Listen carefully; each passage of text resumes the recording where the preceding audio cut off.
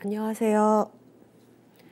오늘 교육으로 본 이슬람 문물의 확산 강의를 하게 된 서강대학교 강희정입니다. 2025년 아시아 인문자산 강좌에서 다시 여러분들을 만나 뵙게 돼서 대단히 반갑습니다.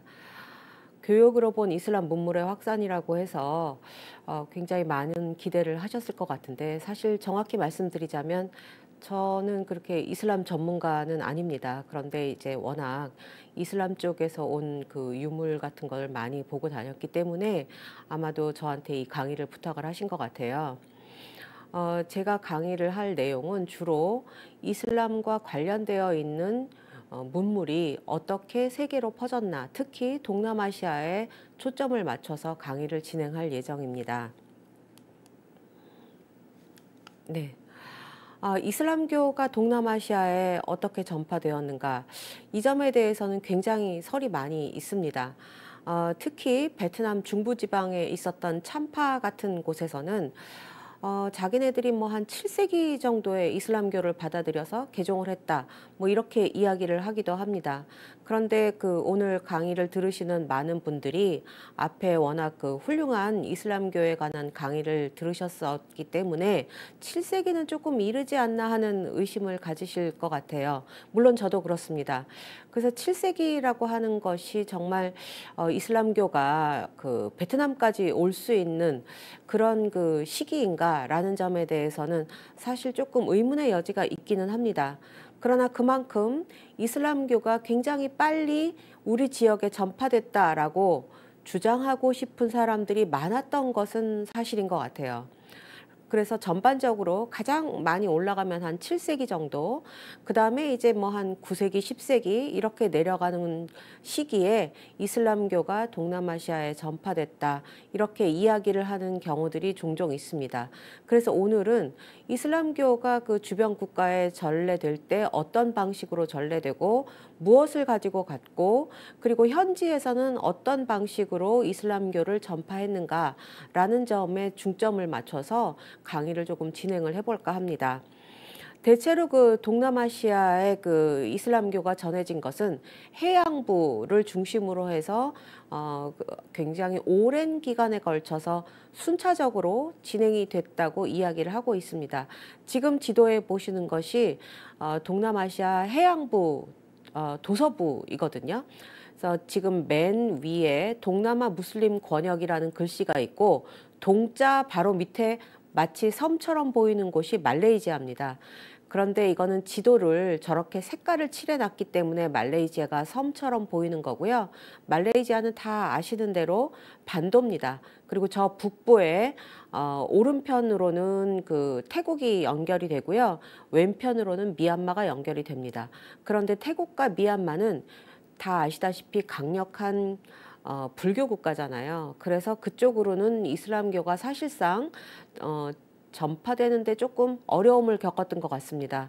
그래서 그쪽을 빼고 나머지 지역에 무슬림들이 많은 곳, 이슬람교를 많이 믿는 사람들이 사는 곳을 중심으로 지도를 보여드린 것이 지금 저 주황색에 해당하는 부분들입니다. 옅은 주황색의 그 쭉 펼쳐진 곳이 인도네시아고요. 그 다음에 조금 진한 색으로 칠해진 곳이 말레이시아입니다. 그리고 저 북단에 조금 더 옅은 색으로 칠해진 곳은 필리핀이 되겠습니다. 그래서 필리핀 민다나오 쪽에 그 무슬림들이 많이 살고 있기 때문에 지금 지도로 보시면 이슬람교가 전파되어 있는 곳이 대부분 동남아시아에서도 물론 섬이라고 해서 그렇게 작은 섬들은 아닙니다. 우리나라보다 몇 배씩 큰 섬들인데요. 그런 큰 섬들을 중심으로 해서 도서부에 집중적으로 전파된 것을 보실 수가 있습니다. 그래서 어떻게 이것이 가능했고 왜 그들은 먼저 이슬람교를 순순히 받아들였는가에 대해서는 이제 조금 이따 강의를 통해서 설명을 드리도록 하겠습니다. 그래서 우리가 생각하는 것보다 이슬람교가 동남아시아에 전파된 시기는 굉장히 이른 편이지만 천천히 느긋하게 서서히 진행됐다, 이렇게 보시면 좋을 것 같습니다. 10세기부터 15세기까지, 그러니까 세기로 쳐도 한 500년 정도 되는 시간이잖아요. 그래서 500년이라고 하는 긴 시간 동안 천천히 서서히 전파됐다 이렇게 보시면 될 것 같고요. 해상왕국이라고 하는 거는 제가 조금 전에 말씀드린 대로 도서부를 중심으로 해서 전해졌기 때문에 해상왕국 중심으로 확산됐다고 이야기를 하는 것입니다. 현재 동남아시아의 그 이슬람교를 믿는 사람들의 숫자는 2억 4천만 명 정도로 추정을 하고 있습니다. 앞에서 그 워낙 그 중요한 이슬람 전문가 선생님들께서 강의를 많이 해주셨기 때문에 이 점에 대해서도 뭐 크게 의문은 갖지 않으실 것 같아요. 예를 들면 그런 거죠. 이슬람교가 시작된 곳은 아랍 지역이지만 지금 이슬람교를 가장 많이 믿는 사람들이 사는 곳은 동남아시아다. 왜냐? 동남아시아에 가장 인구가 많다고 할 수 있는 인도네시아. 인구는 적지만 그래도 그 큰 나라에 해당하는 말레이시아, 그리고 인구가 아주 적은 브루나이까지 세 개의 국가가 집중적으로 이슬람교를 믿는 사람들이 많이 사는 곳이기 때문에 인구로 본다면 동남아시아가 가장 이슬람교를 많이 믿고 있다. 이렇게 보시면 좋을 것 같습니다. 그래서 지금 보여드리는 것이 이제 블루 모스크라고 하는 거고요. 1987년에 완공된 말레이시아에 있는 모스크입니다. 이거를 보여드리는 이유는 그냥 이제 이런 식의 그 모스크가 모양으로 보면은 건축물로 보면 아랍의 건축물 같지만 사실은 말레이시아에 상당히 많이 있기 때문에 그 이슬람교의 종주국으로서 아랍을 생각하시지만 그 건축물은 대체로 이 말레이시아에서도 비슷하게 따라갔다라는 것을 보여드리기 위해서 제가 이 사진을 가져왔습니다. 죄송합니다. 네, 이슬람에 대해서는 앞에서 충분히 중요한 강의를 많이 들으셨을 거니까 제가 간단하게만 말씀을 드리고 넘어가도록 하겠습니다. 이슬람이라는 말 자체는 아랍어로 복종, 순종을 의미한다고 합니다. 기도를 하고 한 달 동안 그 라마단이라고 하죠. 단식을 하고 그리고 또 메카로 일생에 한 번은 순례를 해야 되는 그런 그 종교라고 알려져 있습니다. 기독교도 마찬가지고 우리나라도 뭐 기독교가 뭐 예장도 있고 다양한 그 종파가 있는 것처럼 이슬람도 다양한 종파가 있습니다. 그런데 그 중에 가장 많은 사람들이 믿는 이슬람교의 종파는 수니파라고 알려져 있고요. 조금 적은 10 내지 20%의 사람들이 믿는 것이 시아파라고 알려져 있습니다. 시아파는 그러니까 소수에 해당하는 거죠. 그리고 일부 수피즘을 믿는 사람들이 있습니다. 수피즘은 이따가 다시 설명을 드리겠지만 좀 신비주의적이고 어딘가 좀 주술적인 그런 부분들이 좀 있는 것이 이제 수피즘입니다. 이슬람교는 앞에서도 뭐 다른 선생님들께서 설명을 하셨겠지만 이슬람교는 발생한 지역도 아랍이고요. 아랍 중동 지역이죠. 그리고 어떤 의미에서는 그 기독교하고 비슷한 곳에서 발생했고 또 구약 부분 기독교 성경의 구약 부분과 많은 부분이 겹쳐 있습니다. 따라서 이슬람이라고 하는 종교는 기독교하고 굉장히 유사한 점들이 많이 있어요. 그런데 그 중에 기독교에서는 이제 특히 개신교에서는 이제 예수님이 인간이 가지고 있는 원죄를 사해 주시기 위해서 본인을 희생하셨다라고 알고 있잖아요. 근데 굉장히 많은 부분이 비슷하지만 이 원죄에 관한 의식은 이슬람교에서는 없고요. 그 대신 우리가 신에게 선택받았다라고 하는 선민의식은 있습니다. 그리고 그 이슬람교가 타 종교에 대해서 그렇게 배타적인 것은 아니고 세금을 좀 부과하는 그런 정도의 차별 이런 것이 조금 있다고 알고 있습니다. 그리고 이슬람의 5기둥이라고 제가 써드리기는 했는데 가장 중요한 그 5대 원칙, 종교로서의 5대 원칙이 지금 거기 써드린 샤하다, 살라트, 자카트, 사움, 하지라고 해서 신앙 고백을 하고 메카를 향해서 하루에 5번 기도를 하고 자선행위를 매우 중요하게 여기고 라마단을 지키고 라마단은 이제 금식하는 거죠. 그 다음에 일생에 한 번은 하지라고 부르는 메카 순례를 해야 된다라는 것이 이슬람의 그 특징입니다. 그러면 동남아시아의 이슬람교는 어떻게 되어 있는가? 동남아 전체 인구의 약 42%가 이슬람교를 믿고 있다고 합니다. 42%라고 하면은 에이 뭐 절반도 안 되네 이렇게 생각하실 수 있지만 사실은 대륙부 동남아시아의 많은 사람들이 주로 불교를 많이 믿고 있기 때문에 그 인구는 절대로 적은 인구는 아닙니다. 42%라고 하는 인구는. 불교를 많이 믿는 나라는 그 인도 방글라데시하고 가까운 미얀마, 그다음에 태국, 그다음에 캄보디아, 라오스, 베트남 이 순서죠. 이 나라들은 일찍부터 불교를 받아들였기 때문에 이슬람교가 쉽사리 그 세력을 뻗치거나 전도를 하거나 하는 일이 그렇게 쉽지는 않았던 것 같습니다. 그 외에 나머지 도서부를 중심으로 한 지금 여기 써드린 이 지역들이 주로 이슬람교를 적극적으로 받아들인 그리고 개종을 한 그런 지역들입니다. 그리고 여기에 그 전파한 그 이슬람교의 종파도 수니파고요. 수니파 말고도 동남아시아는 특히 수피즘이라고 하는 것이 굉장히 강한 편인데 수피즘은 조금 뭐랄까요, 좀 신비주의적인 경향 이런 것들이 있고 이 신비주의 경향을 지닌 그런 그 종교적인 관습이라든가 의례라든가 이런 것들이 동남아의 그 기존에 오랫동안 뿌리 박혀 있었던 고유 전통과 상당히 잘 맞았다고 합니다. 그래서 그 토착적인 그런 전통에 대한 관용 이런 것들이 매우 높았고 그러다 보니 좀 더 이렇게 좀 융통성이 있다고 할까요? 그런 식으로 해서 수피즘이 들어간 곳은 이슬람교가 좀 더 포용적이고 혼합적이고 이런 그 성격을 띠게 됩니다. 그래서 조금 더 쉽게 이슬람교 전파가 이루어지지 않았나 다른 데보다 그렇게 생각할 수가 있습니다. 대체로 이 그 수피즘은 뭐 금욕주의를 하기도 하고요, 영적인 훈련을 하기도 하고 다양한 방식으로 정화를 기원하기도 합니다. 동남아시아에 그 전해진 이슬람교는요, 당연히 꾸란하고 그다음에 샤리아 율법에 기초해서 신앙 공동체를 계속 유지를 했고요. 그러다 보니 사실은 거의 대부분의 종교가 그렇습니다만 동남아시아에 전해진 이슬람교 역시 교육에 굉장히 그 신경을 많이 쓰는 편이었습니다. 그래서 교사와 학생이 기숙사에서 같이 사는 거죠.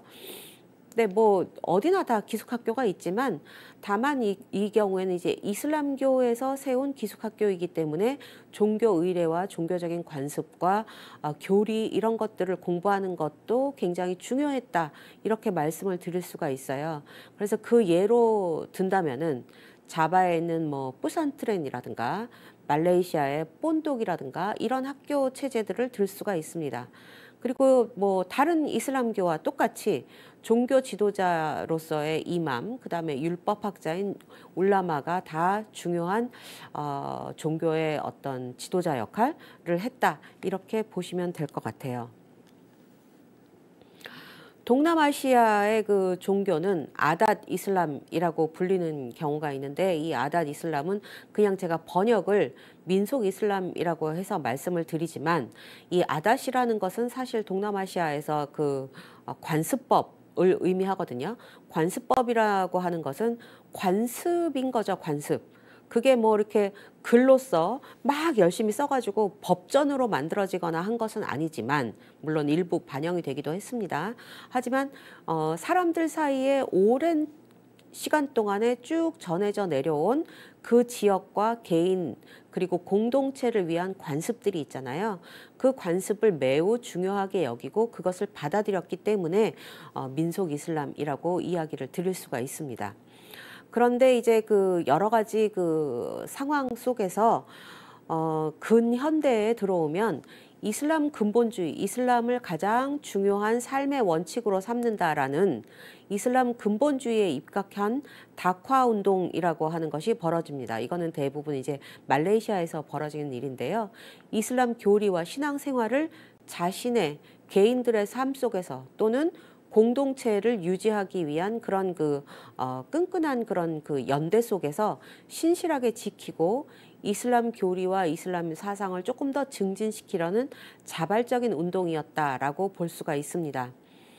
이 운동은요, 1970년대 중동에서 불기 시작한 이슬람 부흥 운동과 연계가 돼서 추진이 되기 시작했습니다. 그리고 1980년대에는 마하티르 정부가 주도해서 말레이시아의 이슬람화 정책을 추진하게 됩니다. 그러면서 이슬람 정당들도 조금 더 강력하게 활동을 많이 하고 할랄은 조금 이따 설명을 드릴게요. 할랄 인증제, 이슬람 금융 이런 것들이 좀 더 발달을 하게 되면서 1991년에 현대화된 현대적인 무슬림이 되어야 한다라는 그런 그 취지에서 신말레이라는 거를 제안을 하게 됩니다. 요것은 주로 이제 말레이시아에서 많이 일어났던 일들이고요. 그에 비하면 상대적으로 인도네시아 무슬림은 조금 더 이렇게 좀 더 다양하다고 할까요? 인도네시아가 아무래도 땅도 넓고 인구도 많고 그러다 보니 좀 더 다양한 면모를 보여주는 것 같습니다. 지역에 따라서 또는 섬에 따라서 조금씩 다 다른데요. 세속주의, 혼합주의, 개혁주의, 근본주의, 급진주의 이런 거를 다 가지고 있다. 이렇게 보시면 될 것 같아요. 동남아시아에서 이슬람 인구가 가장 많다라고 말씀을 드렸지만 그렇다고 해서 인도네시아가 이슬람을 국교로 삼고 있느냐? 그건 아닙니다. 인도네시아는 가장 이슬람 인구가 많지만 왜냐하면 인구 자체가 워낙 많아요. 그러다 보니 이슬람 인구가 많을 수밖에 없습니다. 그렇지만 이슬람도 이제 그 판짜실라를 그 이념적 기반으로 삼아야 한다라고 해서 굳이 국교로 삼지는 않았습니다. 판짜실라는 뭐 인도네시아의 그 국가 정책이랄까요? 국가의 기조랄까요? 이제 이런 건데 워낙 그 섬도 많고 섬이 뭐 인도네시아는 뭐 19,000개, 20,000개 있다 뭐 이렇게 이야기할 정도니까 굉장히 섬이 많죠. 섬도 많고 거기에 흩어져 살고 있는 인구도 많지만 종족도 많습니다. 그러다 보니 이 종족들을 인도네시아라는 하나의 국가로 통합하기 위해서 이들을 적극적으로 이렇게 좀 수용하는 그런 그 경향이 있었어요. 그래서 그거를 위해서 만든 것이 이제 그 인도네시아가 식민지에서 독립하고 처음 국가를 세울 때 국가 원리로서 강령으로서 판짜실라를 주장하거든요. 그래서 그 원칙을 지켜야 하기 때문에 이슬람을 국교로 삼지는 않습니다. 하지만 말레이시아나 브루나이는 이슬람을 이제 국가의 이제 공식적인 종교로 인정을 하고 있기 때문에 여기는 조금 더 뭐랄까요, 좀 이슬람 색채가 좀 더 강하다고 할까요? 좀 그런 편이라고 볼 수가 있을 것 같습니다.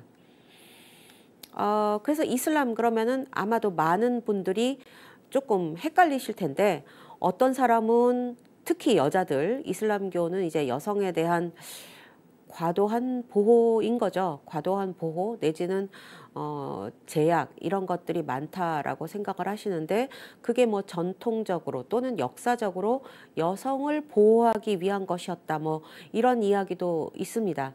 근데 현대는 이제 좀 그렇게까지 전쟁이나 전투나 이런 것이 많지 않기 때문에 여성을 굳이 그렇게 보호해야 될까 하는 생각은 듭니다만 어쨌든 이슬람은 전통적으로 여성들에게 특별히 다른 종류의 옷을 입히는데 지금 보여드리는 것이 첫 번째 보시는 전부 다 가리는 거, 전부 다 가려서 눈에 이렇게 약간 그 아주 흐리게 볼 수 있게끔 한 그런 정도가 이제 부르카라고 부르는 것이고 그다음에 니캅이라고 하는 것은 눈만 이렇게 보여주는 것입니다.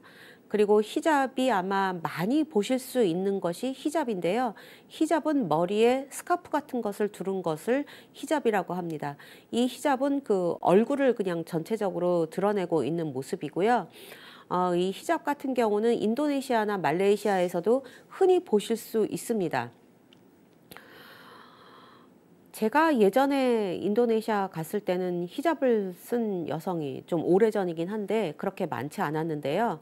그 이슬람교에 대한 그 원리, 근본 교리, 율법 이런 것들을 강조하는 사회적 분위기가 확산되면서 히잡을 쓰는 여성들이 늘어나고 중고등학교 학교에서도 히잡을 이제 의무화하는 그런 경향들이 조금 늘어났던 것 같습니다.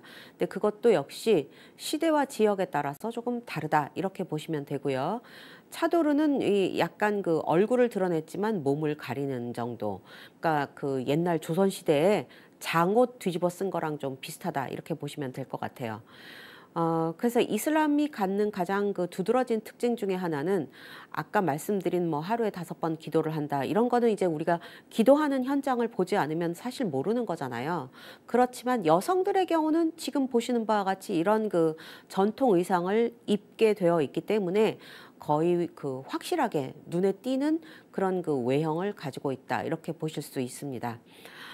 또 이슬람 여성들은 오른편에 보시는 건 제가 이렇게 광고를 하면 안 되지만 광고에서 가지고 온 건데요. 할랄 인증을 받은 화장품을 쓰게 되어 있습니다. 할랄 인증에 대해서는 잠시 후에 다시 설명을 드리겠습니다. 그러니까 화장품에 이르기까지 이슬람교의 그 교리와 그 원칙에 충실한 제품, 우리는 보통 이제 할랄 그러면 주로 먹는 것에 집중해서 생각을 하기가 쉬운데 사실은 먹는 것만이 아니라 이렇게 그 얼굴에 바르거나 우리가 일상적으로 쓰는 그릇 또는 뭐 천 이런 것들에 대해서도 할랄 인증을 통해서 이슬람교 내에서 통용되는 그런 그 제품들을 쓸 수 있고 권장한다 이렇게 보시면 좋을 것 같습니다. 요거는 조금 복잡해 가지고요. 제가 자세하게 설명을 안 드리고 그냥 간단하게만 넘어갈게요. 이슬람 금융은 솔직히 말씀드리면 저도 너무 복잡해서 정확하게는 이해를 못하고 있습니다. 이슬람 금융이라고 따로 이름을 붙이는 이유는 뭐냐면 샤리아라고 하는 것이 이슬람교에서 반드시 대부분의 경우 지키려고 하는 율법입니다. 그런데 그 율법에서는 사채 내지는 돈을 이용해서 이득을 취하는 것을 금지하고 있습니다. 그렇기 때문에 이제 이자를 금지하는 것이 원칙인데요. 그러다 보니 이슬람 쪽에서 일어나고 있는 어떤 상업이나 산업적인 활동에 대해서 경제적으로 뒷받침하기가 좀 어렵잖아요. 그래서 최근에는 이슬람 은행, 보험, 채권 이런 것들을 만들어서 이자라고 하는 것 대신에 약간 그 수수료의 개념으로 이거를 그 불릴 수 있게끔 한다고 들었습니다. 그래서 약간 그 경제 쪽이라 제가 좀 넘어가도록 하겠습니다. 할랄 인증은요, 이슬람법에서 허용된 것을 정부가 보증하는 방식입니다. 제가 저기 써드린 코셔라고 하는 것은요, 유대인들도 똑같은 방식으로 인증을 하고 그것을 코셔라고 하거든요. 그러니까 이슬람교에서 할랄이라고 부르는 것이 유대교에서는 코셔라고 부르는 것이다 라고 보시면 됩니다. 할랄은 이슬람 법에서 허용하는 것이고 코셔는 유대교의 율법에서 유대교에서 인정하는 것을 코셔라고 부른다 라고 보시면 되겠습니다. 그래서 유태인들이 나가서 살고 있는 많이 외국에 살고 있잖아요. 유럽이라든가 미국 같은 경우에는 코셔 제품을 파는 코너가 따로 있습니다. 워낙 그걸 많이 이제 지켜야 하기 때문에. 그래서 할랄이라고 하는 것은 이제 다양한 방식으로 정부가 인정을 하는데 그 인정을 하는 것은 저기 그 돼지 밑에 있는 마크 보이시죠? 저 마크는 할랄이라고 밑에 써 있지만 저런 그 글씨로 인증 도장을 찍습니다. 말하자면 우리로 치면은 검인증 내지는 뭐 해썹 인증 뭐 이런 것들 있죠. 그거랑 비슷합니다. 그래서 그런 방식으로 인증을 받은 것들을 주로 인정하는 거죠. 그러면 주로 그것들은 뭐냐? 음식이 거기에 가장 큰 해당이 됩니다. 예를 들어서 이슬람식 도축을 해야 돼요. 고기 같은 경우에 이슬람교에서는 이제 돼지를 먹지 못하게 했잖아요. 그래서 그거를 돼지는 안 되지만 뭐 양이라든가 뭐 닭이라든가 이런 것들을 도축할 때 지켜야 할 방법들이 있습니다. 뭐 가령 뭐 동물들이 고통을 겪지 못하게 뭐 단번에 죽여야 된다든가 뭐 피를 빼야 된다든가 뭐 이런 것들이 있고 뭐 기도를 해야 된다든가 뭐 이런 게 있습니다. 그런 것들을 포함해서 이런 이슬람식 도축을 하거나 이슬람식 관리를 한 그런 그 식물과 동물을 먹을 수가 있습니다. 그것을 할랄이라고 하고요. 반대로 먹어서는 안 되는 것들은 하람이라고 부릅니다. 금기가 되는 것들이죠. 그래서 그거를 어기면 안 되는 거예요. 어기는 사람도 간혹가다 있겠습니다만 주로 이제 돼지고기 그리고 돼지 피라든가 뭐 아니면 돼지 내장과 같은 부산물 그 외에 할랄에서 인정하고 그거를 그 보증하는 그런 방식을 따르지 않은 모든 음식은 다 하람에 속합니다. 자, 그러면 제가 너무 그 이슬람교에 대한 동남아시아의 이슬람교에 대해서 좀 광대하게 설명을 드렸는데요. 방금 전에 보여드린 할랄 같은 경우는 말레이시아나 인도네시아나 할랄 제품을 찾기는 하지만 할랄을 인증하는 것은 말레이시아도 다르고 인도네시아도 다릅니다. 그래서 그 인증 마크는 조금 전에 제가 보여드린 이런 마크만 있는 건 아니에요. 다양한 종류의 인증 마크들이 있어서 혹시 동남아에 가시면 한번 이런 마크가 있는지 찾아보시면 좋을 것 같습니다. 그렇다면 동남아시아는 정말 언제 이슬람을 받아들였는가? 대체적으로는 가장 이른 시기에 아까 제가 뭐 7세기 말씀드렸지만 그건 사실 솔직히 말씀드리면 증거는 조금 없다 이렇게 말씀을 드릴 수가 있고 조금 그 뒤시기인 878년에 무슬림들이 살았던 어떤 그 정착지가 확인이 되기는 합니다. 그 뒤에 10세기에 난파된 배가 베트남의 꽝응아이라는 곳에서 발견이 됐는데 거기에 인도 글자 산스크리트로 호르무즈라고 하는 글자가 새겨져 있었다고 합니다. 호르무즈는 그 다 아시는 대로 서아시아의 그 호르무즈 해협의 그 호르무즈를 말하는 겁니다. 그러니까 그쪽에서 적어도 쓰려고 했거나 그쪽에서 만들어지거나 했던 것이 이제 이 10세기에 난파가 된 것이죠. 그래서 아마 적어도 추정하기에는 한 12세기, 13세기에는 이슬람 교도들이 이쪽에 건너와서 아마 좀 세력을 확산하지 않았을까 이렇게 추정을 하고 있습니다. 그러다가 이들이 본격적으로 세력을 확산하게 된 것은 15세기경입니다. 15세기, 16세기 동남아시아의 해양 제국들이 주로 정치적인 지도자, 왕 이런 사람들이 개종을 하면서 대대적으로 이슬람교로의 개종이 활발하게 일어나게 됩니다. 예를 들면 가장 대표적인 나라로 물라카를 들 수 있는데요. 이 물라카가 이슬람 왕조가 시작된 최초의 나라다 이렇게 이야기를 하고 있습니다. 그러니까 참파에서 아무리 7세기에 우리가 먼저 이슬람을 받아들였어 라고 주장한다고 하더라도 거기서 뭐 그렇게 대대적으로 했던 그런 흔적은 잘 남아있지 않고요. 물라카는 확실하다. 물라카는 사람들이 다 인정하는데 이슬람교 왕조가 들어선 것이 맞다라고 볼 수 있습니다. 그러면 그전엔 어땠느냐? 아주 부분 단편적으로 남아있는 기록들이 있어요. 1028년에 무슬림과 관계되는 명문이 말레이시아 파항에서 발견이 됐고 1029년에서 1035년 사이에 새겨진 걸로 추측되는 기둥이 참파, 즉 베트남 중부지방에서 발견이 됐습니다. 또 아부 이브라힘이라는 사람의 묘비, 이슬람교도였던 거죠. 그 사람의 묘비명이 1039년에 새겨진 게 확인이 됐고 자바에서도 파티마 빈티 마이문이라는 사람의 묘비가 1082년에 만들어진 것이 확인이 됐습니다. 그러니까 이걸 보시면 적어도 확실하게 11세기경에는 이렇게 이슬람 교도들이 동남아시아에 와서 살고 있었다. 살고 있었다는 건 어떻게 아느냐?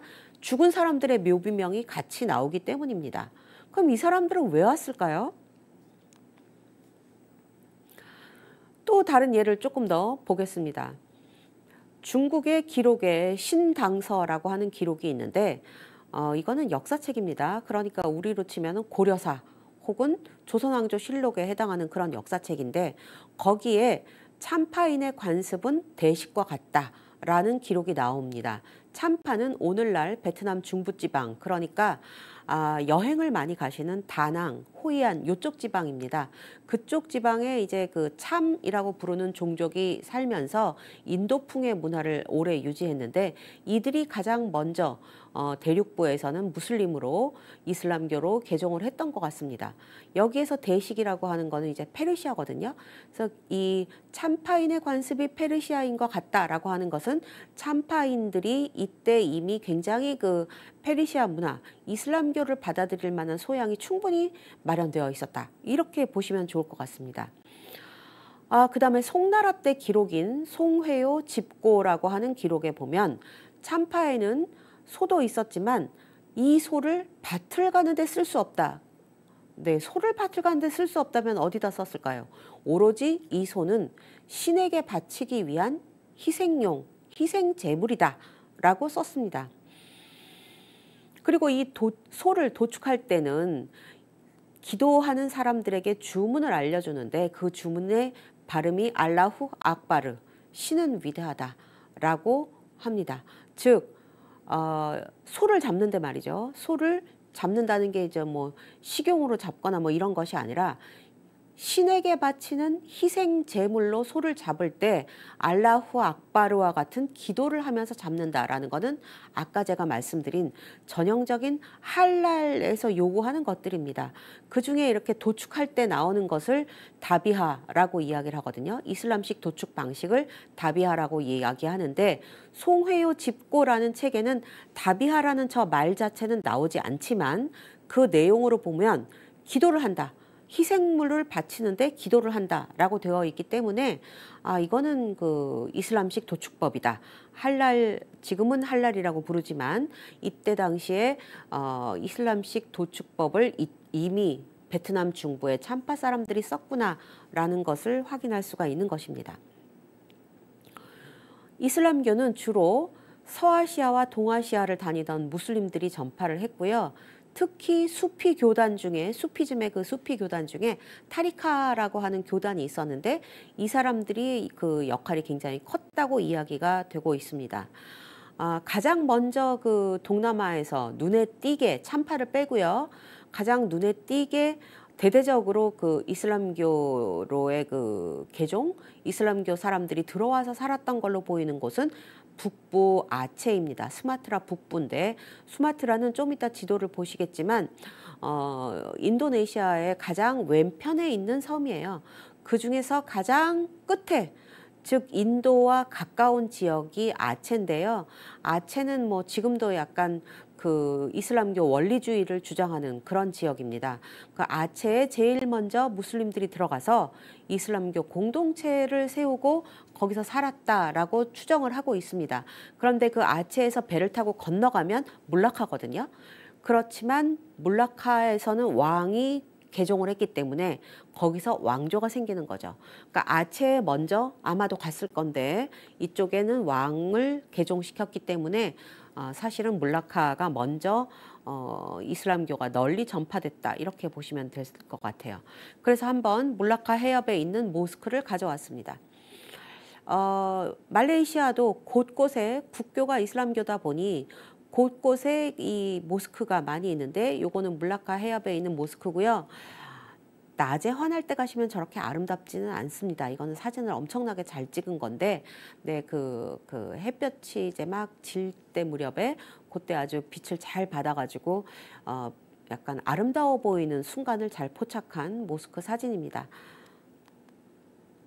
그러면 그 물라카에서 가장 먼저 세워진 그 모스크는 어디인가? 요거는 설이 이제 여러 가지가 있는데 제가 그래도 그 중에 요게 조금 더 나은 것 같아서 이걸 한번 가지고 왔습니다. 요것은 깜뽕 클링 모스크라고 하는 모스크고요. 1748년에 지어진 것입니다.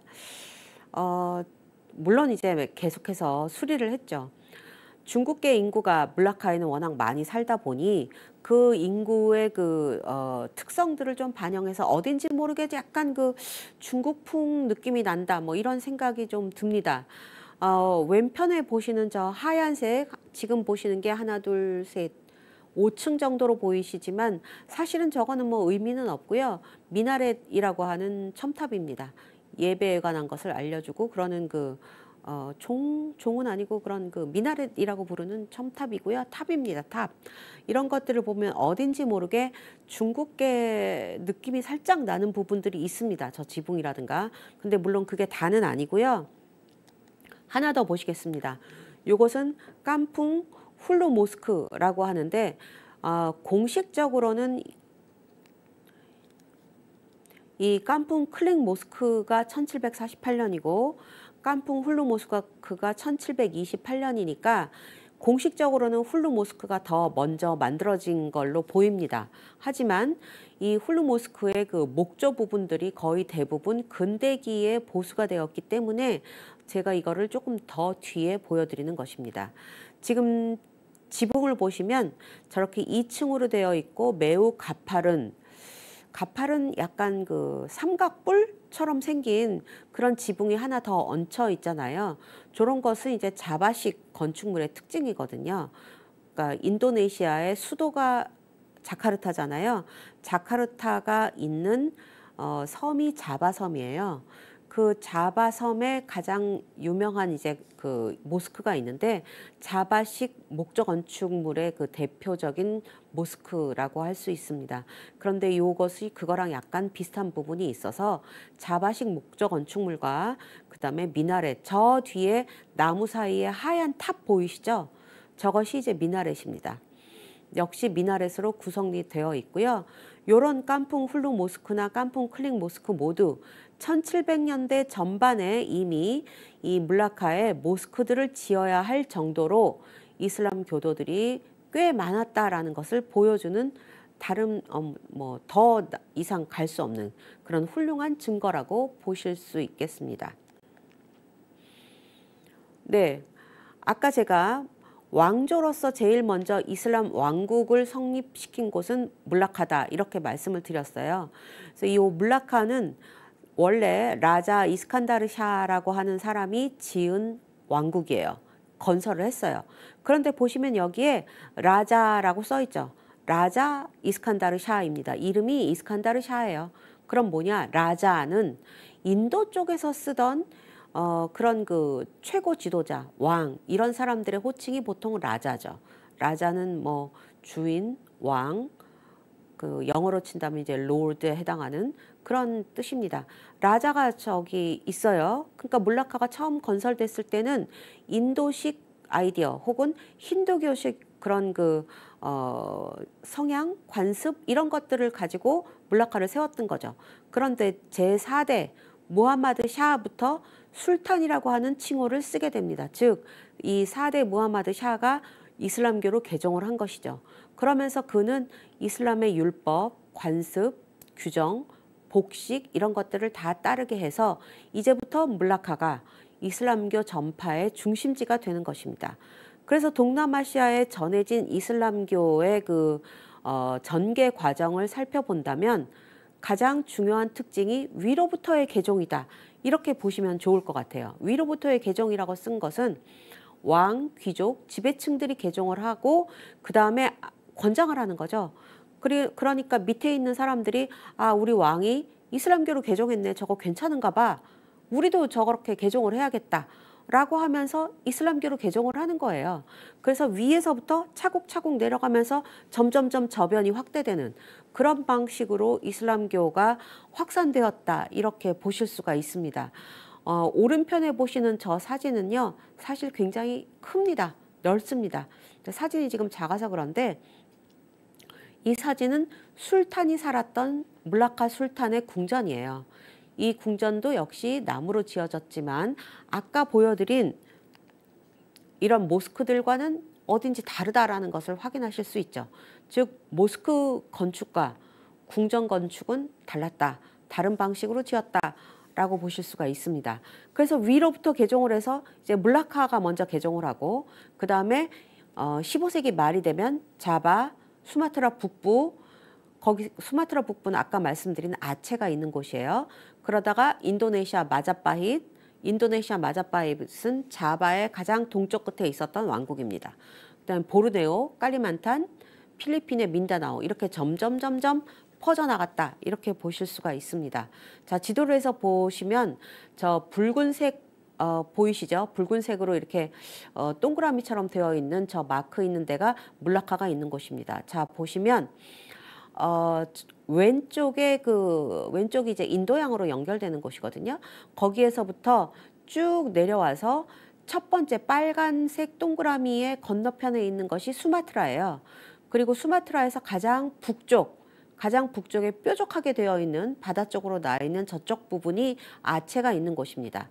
아체는 한동안 분리 독립을 주장할 정도로 굉장히 그 이슬람 원리주의가 강한 곳이고, 이슬람교를 굉장히 가장 중요한 삶의 그 지침이자 지도이자 뭐 그런 걸로 받아들이는 곳이 아체입니다. 그래서 저쪽 아체에 먼저 왔어요. 먼저 왔다? 그거 어떻게 보시면 되냐 하면, 배를 타고 왔을 때 저쪽 지역에 먼저 닿잖아요. 서아시아 혹은 인도 쪽에서 배를 타고 이쪽으로 건너오면 바다를 건너서 처음으로 닿을 수 있는 가장 큰 육지에, 사실은 섬이죠.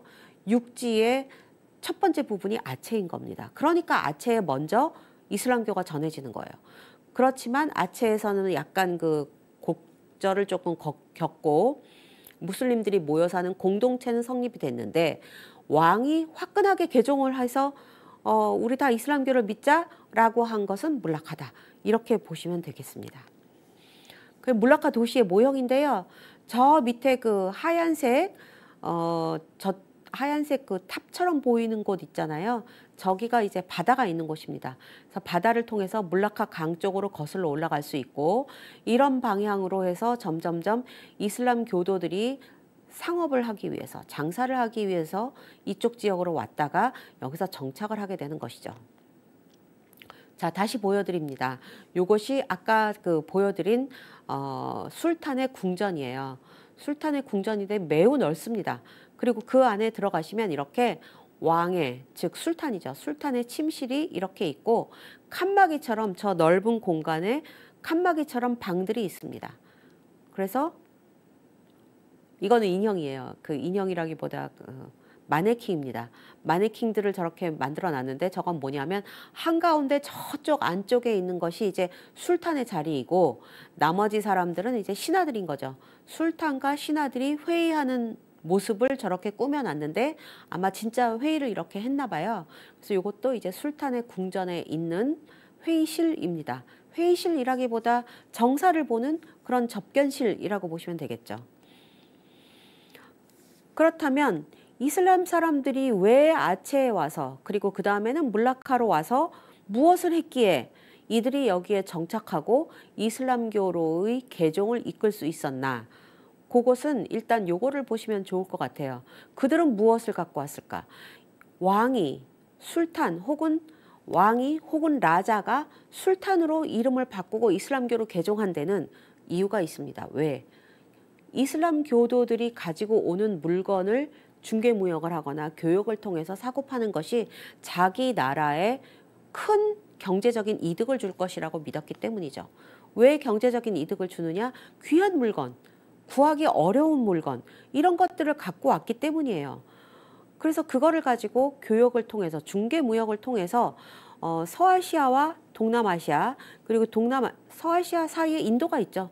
서아시아, 인도, 동남아시아, 그리고 동남아시아와 중국, 이들이 서로 중개무역을 통해서 나라의 부를 쌓고 경제적인 성장을 할 수가 있었습니다. 그렇다면 그 교역의 실상을 우리는 무엇을 통해서 볼 수 있는가? 먼저 지금 보시는 바와 같은 난파선에서 한번 찾아볼 수가 있겠습니다. 아무래도 해상무역의 물꼬를 텄던 것은 아랍 쪽 사람들이었기 때문에, 이 사람들이 무엇을 가지고 와서 교역을 했고, 그걸 가지고 어떻게 동남아시아에서 이슬람교를 전파하게 됐을까라는 거에 하나의 단서를 줄 수가 있는 것입니다. 요것은 1998년에 인도네시아 수마트라 쪽에 벨리퉁이라고 하는 큰 섬이 있어요. 아마 우리나라 제주도보다 조금 더 큰 것 같아요. 이 벨리퉁 섬에서 북쪽으로 약 수심이 17m밖에 안 되는 지점에서 9세기 때 난파된 배를 발견했습니다. 그래서 이 배에 물건들을 건졌는데요. 그 건진 물건들을 전시하고 있는 것이 오른쪽의 사진입니다. 저 사진을 보시면 다양한 물건들이 있고 한가운데 하얗게 칠한 것이 보이실 겁니다. 하얗게 칠한 부분이 배의 모형이에요. 아마도 저렇게 생긴 배였을 거다라고 남아있는 잔해를 가지고 복원을 한 모습이고, 하얗게 칠한 부분은 모래에 잠겨 있었던 부분입니다. 이 배에서는 중국의 9세기, 10세기경의 유물들, 도자기들, 금속 공예품들, 금괴, 동경 이런 것들이 나왔고요. 각종 유리 그릇이라든가 루비, 사파이어 공예품 이런 것들이 나왔습니다.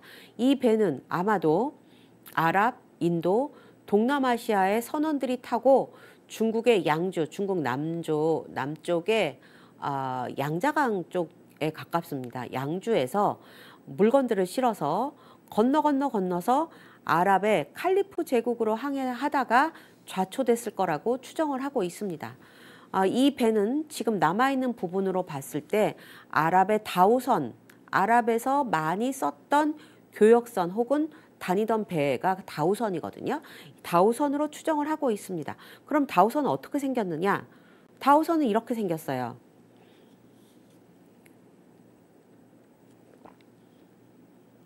다우선의 특징은 지금 보시는 바와 같이 삼각형의 돛을 단 것이 특징입니다. 지금 이거는 이제 제가 마땅한 사진이 없어서 그림을 가지고 온 건데요. 지금 저 돛은 삼각형의 저 돛은 돛이 지금 3개가 달려 있잖아요. 근데 초기에는 하나밖에 없었어요. 하나를 쓰다가 하나로 부족해서 2개를 달고 그 다음에 이제 근현대로 올수록 돛이 더 늘어나는 것입니다.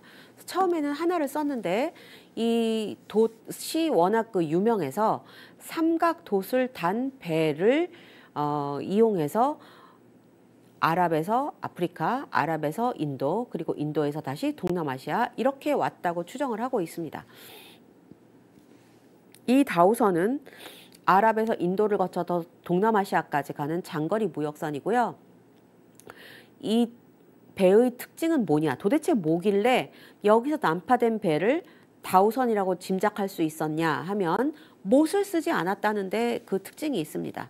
못을 쓰지 않고 야자나무 섬유를 통해서 이제 목재를 연결하는 거예요. 그래서 못이 아니라 못은 고정을 하잖아요. 그래서 그게 딱딱하고 뻣뻣합니다. 하지만 이거는 야자나무 섬유로 이렇게 꽁꽁꽁꽁 꽁져가지고 나무와 나무를 연결을 했기 때문에 훨씬 유해요. 부드러워요.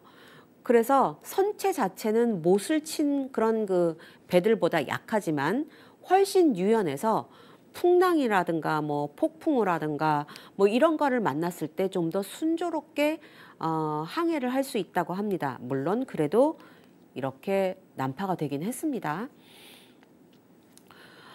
그래서 이런 식의 다우선이 아마도 아랍의 이슬람 교도들을 태우고 동남아시아로 갔던 배라고 추정을 하고요. 이 배에서 나온 물건들이 여기서 나온 물건들이 주로 아랍 사람들이 가지고 와서 동남아시아의 물라카라든가 다른 지역 사람들에게 굉장히 새로운 눈을 뜨게 해준 것이 아닌가라고 추정을 하고 있습니다.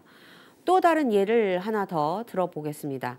요것은 인도네시아 역시 인도네시아 앞바다가 굉장히 험난한가 봐요. 그래서 난파선들이 굉장히 많은 편인데 치르본이라고 하는 곳에서 발굴된 난파선이고요. 이 배는 2004년에서 5년 사이에 발굴을 했습니다. 이 배 자체는 970년에 난파된 것으로 추정을 하고 있고요. 그 안에서 지금 보시는 바와 같이 왼편에 보시는 것은 주석이에요. 주석. 그 주석으로 뭐 이렇게 말레이시아에서 뭐 많이 만들어서 컵이라든가 뭐 그릇이라든가 만들어서 많이 팔잖아요. 그 주석이 많이 나는 곳이 말레이시아, 인도네시아 이쪽 지역입니다. 그러니까 이 주석괴는 치르본에서 난파된 배에서 나왔지만 아마도 현지에서 가지고 가려고 실었던 물건이라고 볼 수가 있고요. 옆에 보시는 납괴는 약간 고동색이 나는 저것이 이제 납괴인데요.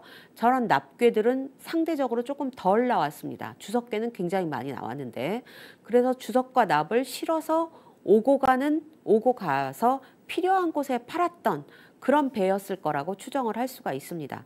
즉 벨리퉁이나 치르본에서 나온 난파선들을 놓고 본다면 아랍 상인들이 좋아했던 물건이 뭐고 무엇을 가져와서 여기서 팔고 또 샀는가라는 것을 추정을 할 수가 있다는 거죠. 또 다른 예를 들어본다면 우리나라나 중국, 일본에 나오는 기록에는 주로 많이 쓰인 교역이 됐던 물건들이 향, 침향, 고급 목재였던 자단, 자단목, 뭐 호마이카 뭐 이렇게 부르는 것들도 있죠. 나무 중에 옛날에는 그런 나무를 굉장히 좋은 걸로 쳐가지고 그런 걸로 그 장롱 만들고 막 이랬거든요. 그런 그 나무들입니다. 나무들 대부분 수입하는 겁니다. 그다음에 비취조의 깃털로 짠 목도리, 대모 이런 것들이 주로 교역되었다라고 알려져 있어요. 대모는 오른쪽 끝에 보시는 열대 거북의 등껍질입니다. 우리가 거북이한테 참 못할 짓을 많이 했습니다. 저 대모는 엄청나게 많이 팔렸고 매우 비싸게 팔렸어요. 그래서 아주 많은 열대 거북을 잡아다가 가공을 해서 그 등껍질을 팔았기 때문에 저렇게 기록에도 중국의 남북조 시대 한 5세기 기록부터 저런 것들이 다 나옵니다. 그 다음에 왼쪽에 보시는 것은 무엇 같으신가요? 가장 왼쪽에 보시는 것은 공작새 깃털입니다.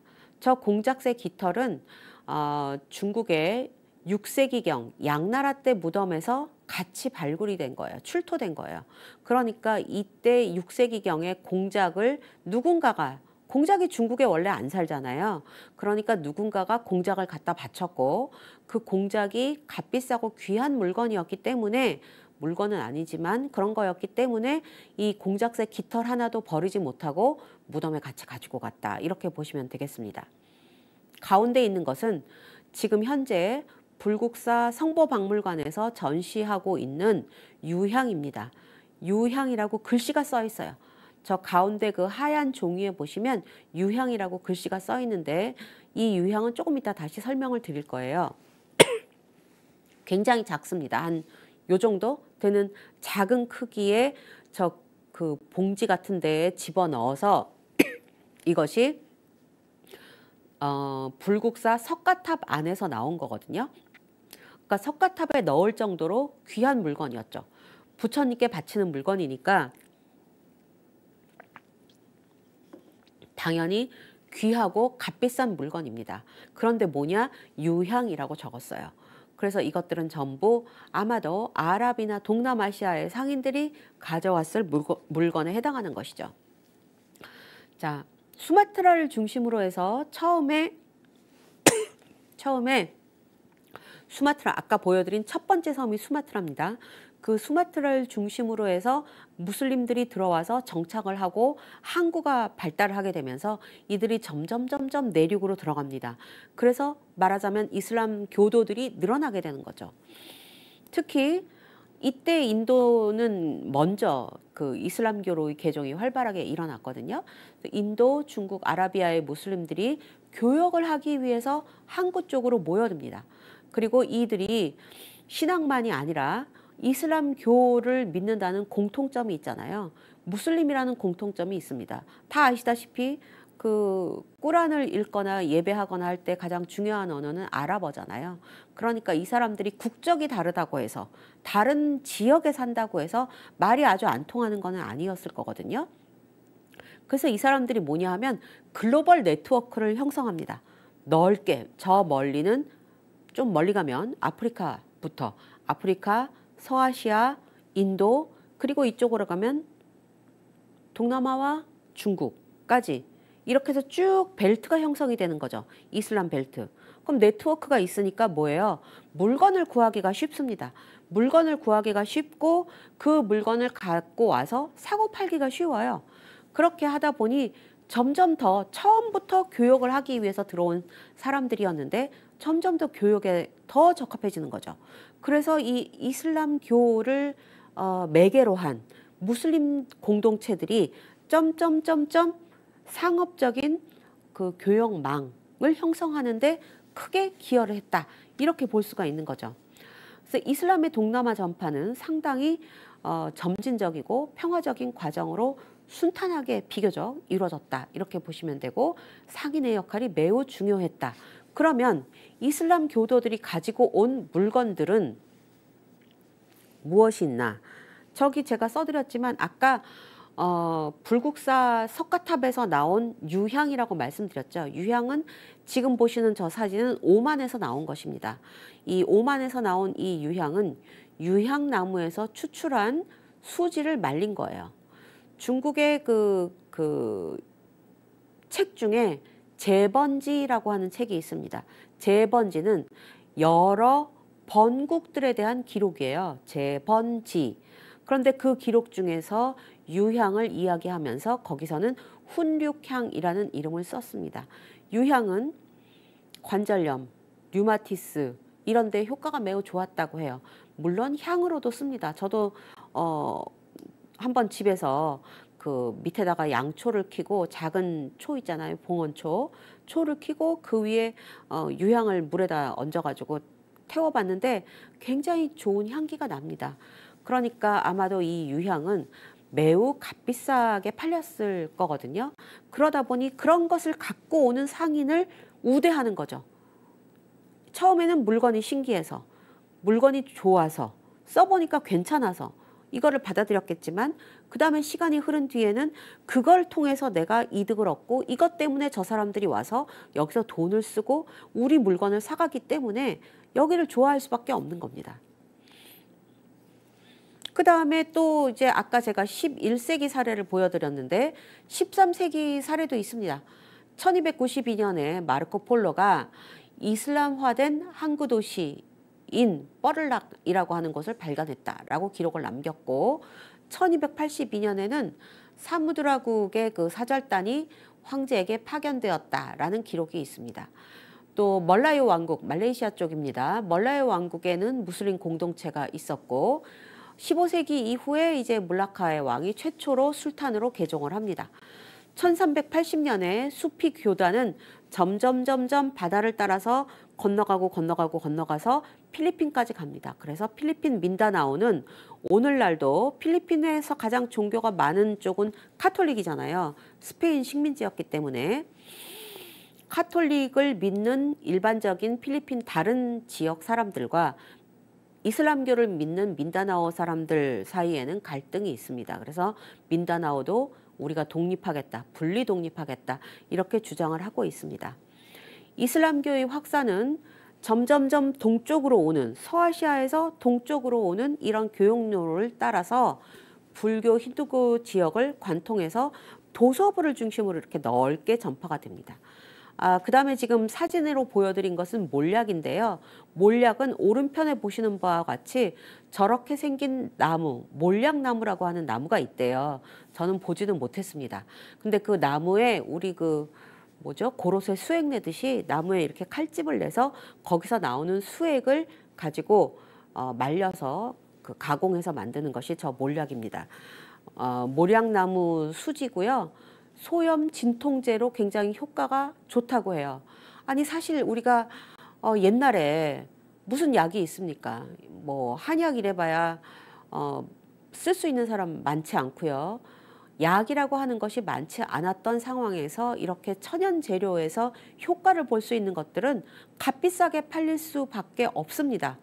그리고 그것을 갖고 오는 사람들은 당연히 우대를 받겠죠. 혹시 기억을 하실지 모르겠지만 성경에 보면 아기 예수 탄생하셨을 때, 예수님이 탄생하셨을 때 동방 박사들이 뭘 가지고 오나요? 황금하고 몰약을 가지고 오죠. 저는 어렸을 때 성경을 봤을 때는 몰약이 뭔데 뭐 이런 걸 가지고 뭐 이렇게 중요하게 쓰나라고 했지만 나중에 보니까 몰약이 굉장히 값비싸고 훌륭하고 좀 구하기 힘든 귀한 거더라고요. 동남아도 마찬가지였습니다. 몰약이라는 걸 몰랐는데 이슬람 교도들이 와서 팔았어요. 그래서 그걸 통해서 부를 획득할 수 있는데 이슬람 교도들을 보니까 신기한 것들을 많이 갖고 오는 거예요. 그래서 그들을 우대하고 그들에게 자치권을 주고 그래 왔다 갔다 하기 힘든데 여기서 살아 라고 특별한 구역을 내줍니다. 그러면 그 안에서 많은 무슬림들이 오고 가면서 상업이 점점 번창하게 되고 이 무슬림교도 중에 지도자들은 아무래도 그 지역 내에서는 뭔가 그 지휘권 자치권 이런 것들을 가졌을 거라고 추정을 하고 있습니다. 제가 이러다가 강의가 점점 늦어지는 것 같아서 조금 더 빠르게 가겠습니다. 그 외에 이슬람 교도들이 와서 주로 사가려고 했던 것은 그러면 뭐냐? 후추, 육두구, 정향 이런 것들이었어요. 후추는 제가 사실인지 아닌지 모르겠는데 왜냐하면 요새 논란이 좀 있어서 후추가 뭐 십자군 전쟁 때문에 유럽에 널리 알려져서 후추의 수요가 매우 높아졌다. 뭐 이런 이야기가 일반적인 이야기입니다만 사실 그렇지 않다라는 반론도 요새 있기는 합니다. 근데 후추의 산지를 찾아서 유럽 사람들이 대항해 시대를 열었던 거는 맞고요. 이 사람들이 가져가고 싶었던 것은 후추, 육두구, 메이스, 정향 이런 것들입니다. 향신료죠. 그리고 가지고 온 것은 아랍 사람들이 가지고 온 것은 유향, 몰약 이런 거죠. 그리고 그 외에는 유리 제품 다 아시는 대로 지중해에서부터 튀르키예 그다음에 서아시아까지 활발하게 아주 일찍부터 유리를 많이 만들었어요. 그리고 금 제품도 굉장히 잘 만들었고요.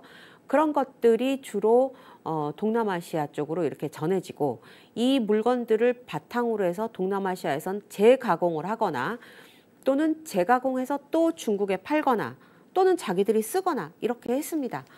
그러다 보니 아랍 사람들과 동남아시아 사람들은 유럽의 물건 또는 뭐 지중해 연안이라든가 아프리카라든가 서아시아에서 나는 특산물과 동남아 향신료, 동남아의 어떤 코끼리 상아, 코뿔소뿔 이런 것들을 서로 맞교환하는 거죠.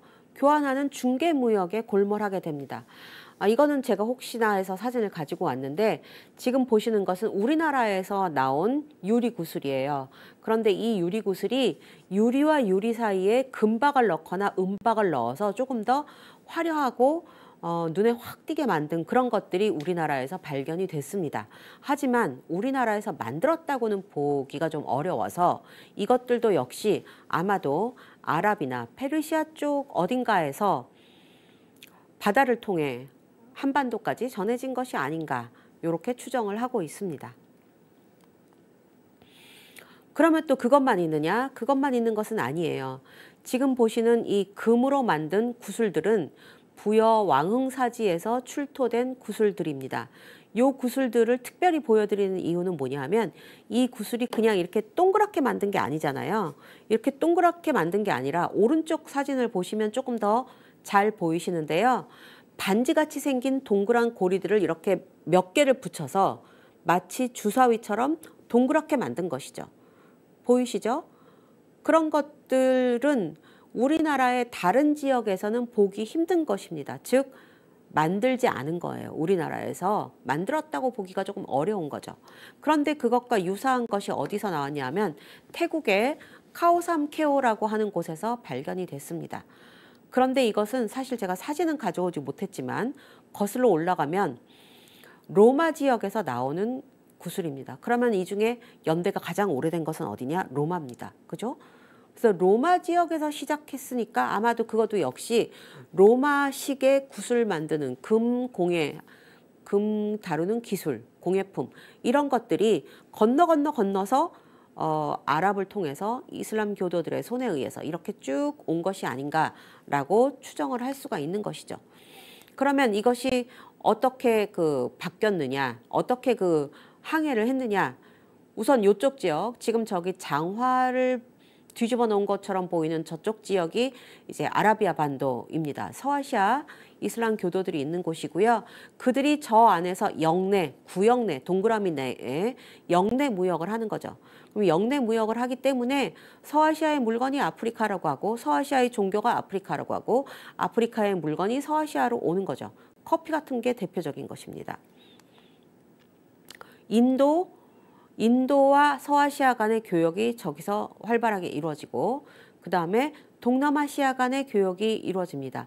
그러면 저쪽에 첫 번째 초록색 동그라미에서부터 노란색 동그라미까지는 구역과 구역, 저 동그라미라고 하는 구역을 건너서 오는 것이죠.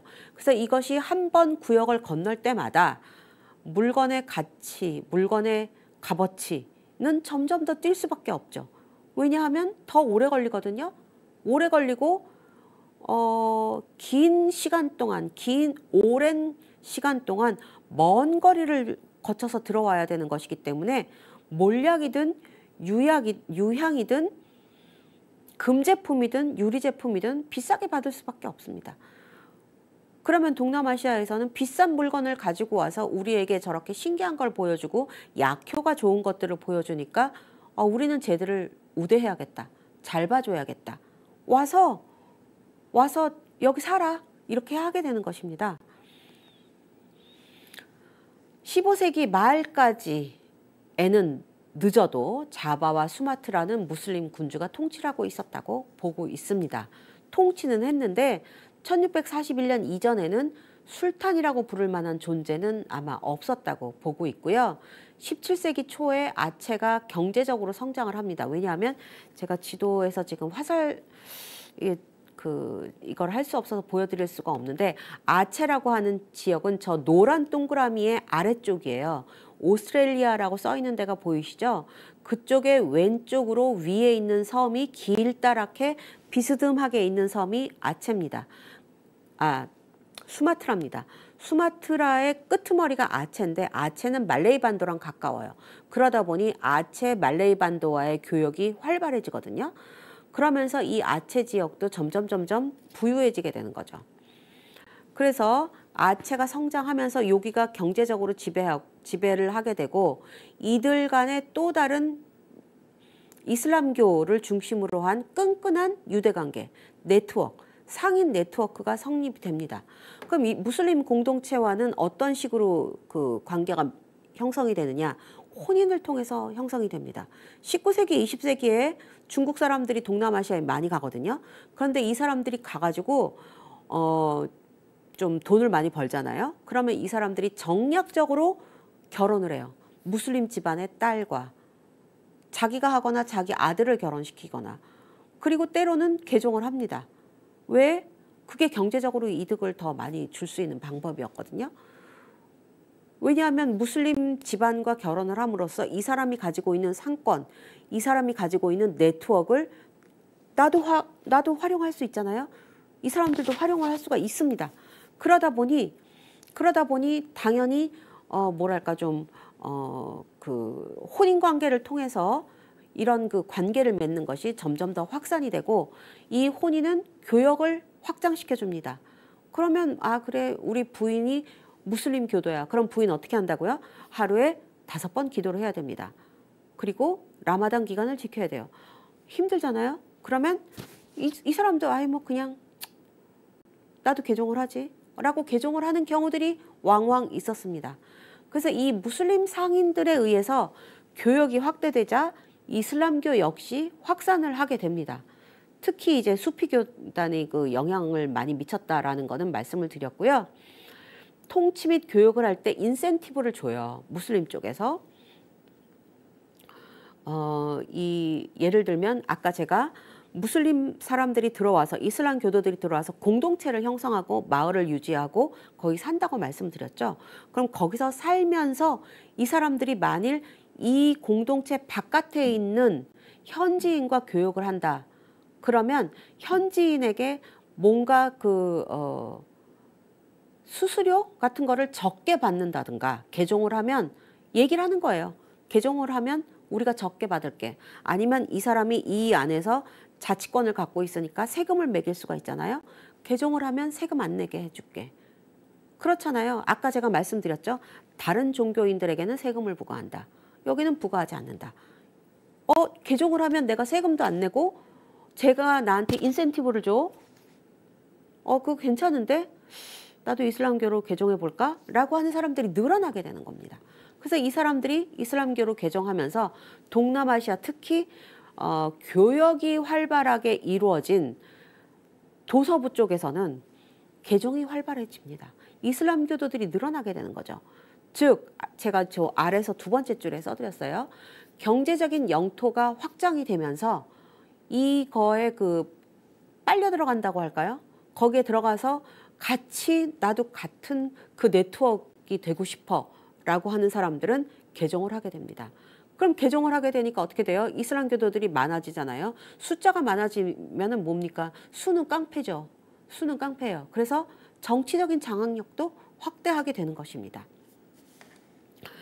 이슬람교를 포교하거나 의례를 할 때는 아랍어가 기본적이지만 솔직히 말씀드리면 말레이어도 굉장히 많이 쓰입니다. 그런데 아까 말씀드렸던 말레이시아, 인도네시아, 브루나이는 다 말레이어 계통의 언어를 써요. 비슷비슷해요.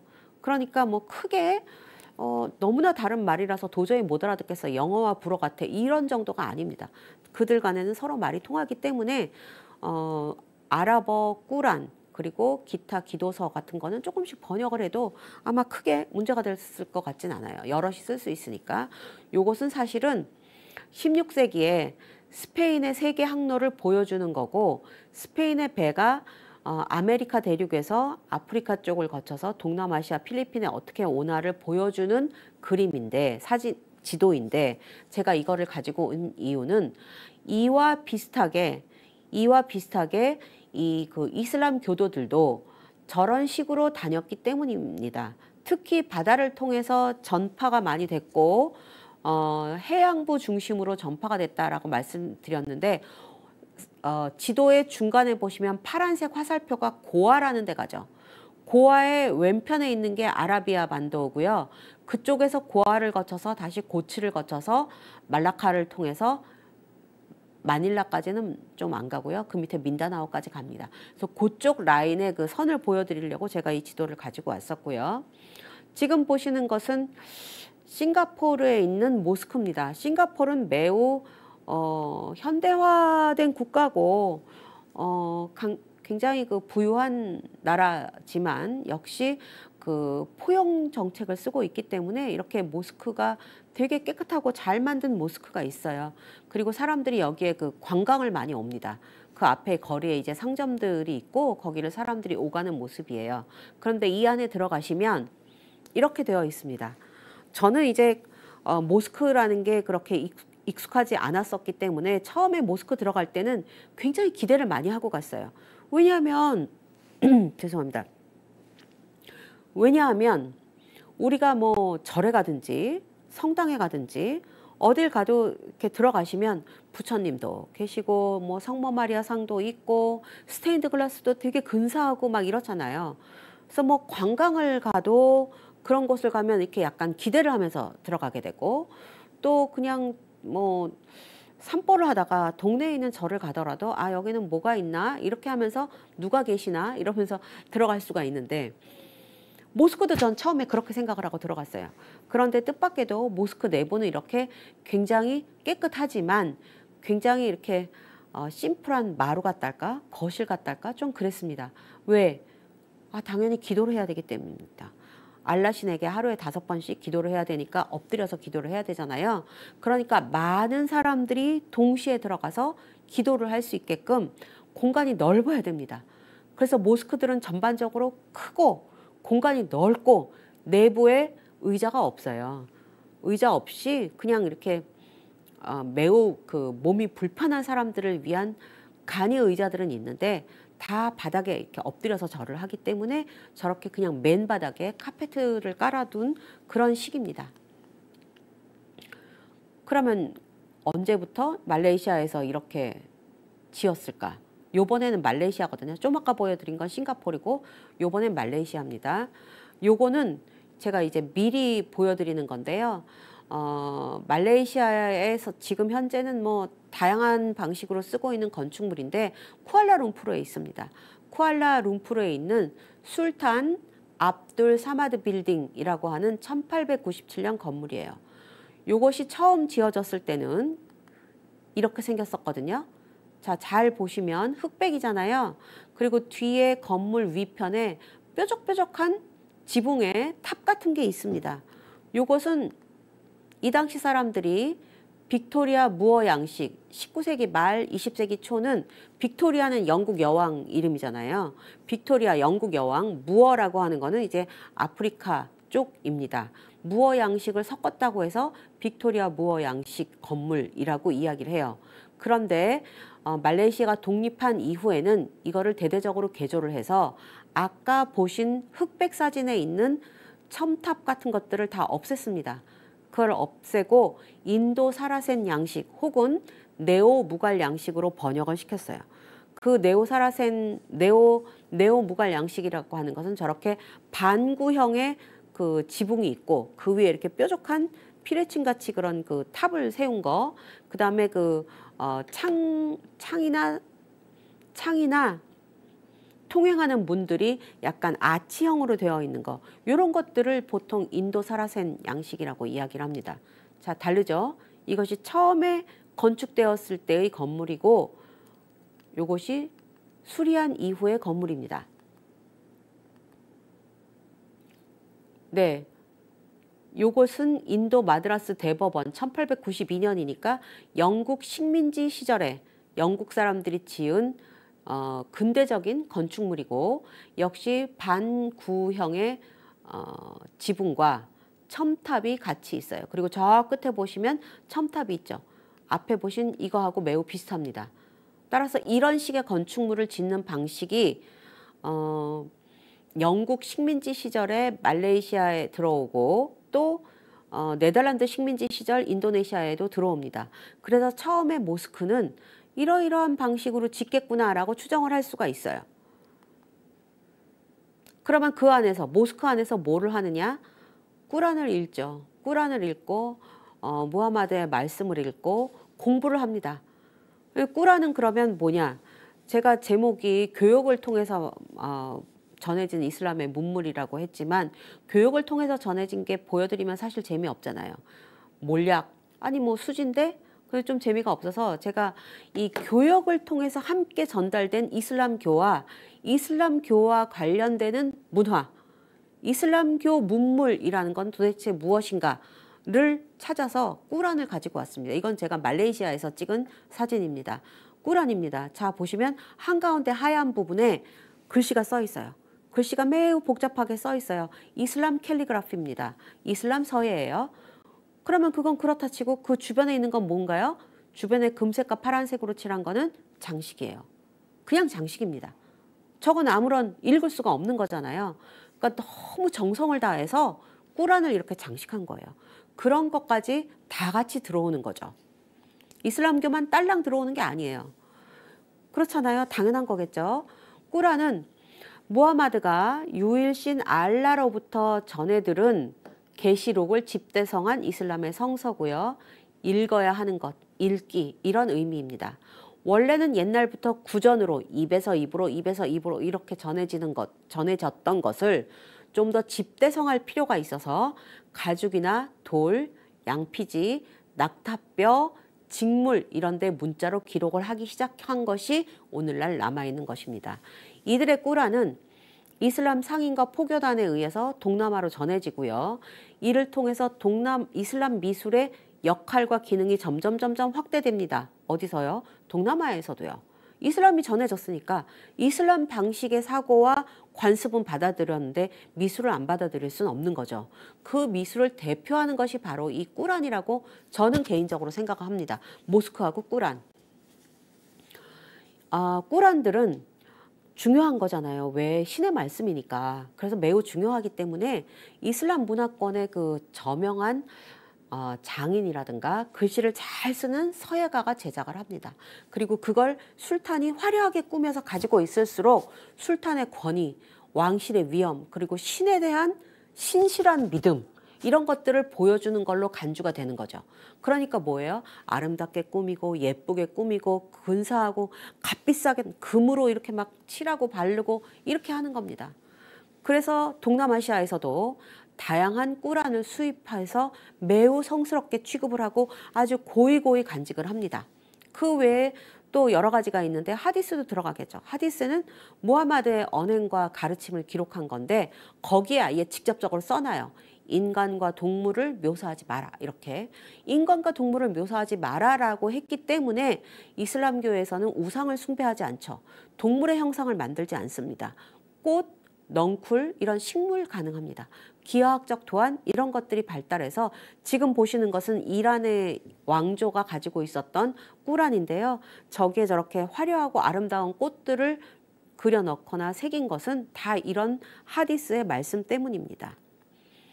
자, 요것은 그 장인이 꾸란을 만드는 모습이에요.